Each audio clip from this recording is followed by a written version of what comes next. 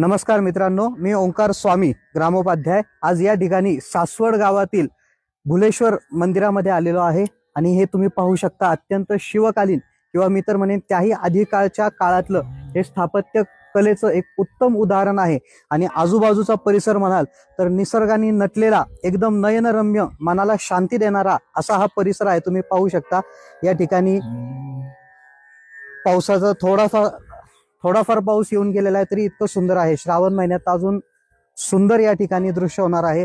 सर्वांनी नक्कीच या ठिकाणी भेट द्या। आता आमचे सहकारी मित्र अक्षय स्वामी, सागर स्वामी देखील आमच्या सोबत आहेत। तर मी सागर स्वामींना विनंती करतो की आमच्यासाठी एक छोटंसं भजन त्यांनी या छानशा नयनरम्य अशा परिसरामध्ये म्हणावं।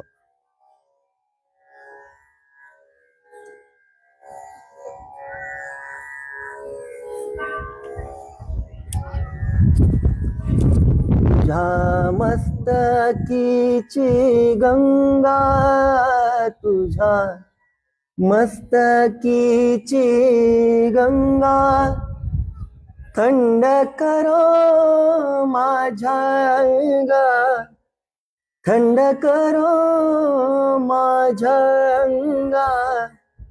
तुझ्या मस्तकीची गंगा थंड करो माझ्या अंगा, तुझ्या मस्तकीची गंगा थंड करो माझ्या अंगा।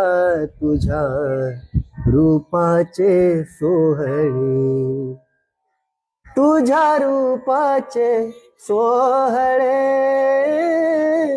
तुझ्या रूपाचे सोहळे, तुझ्या रूपाचे सोहळे।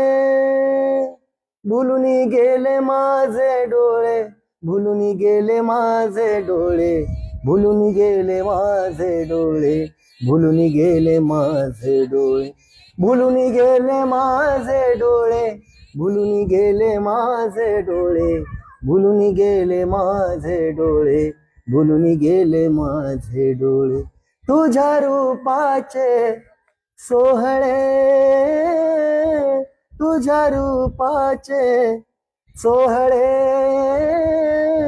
तुझ्या रूपाचे सोहळे। नमः पार्वती पतये शिव हर हर महादेव।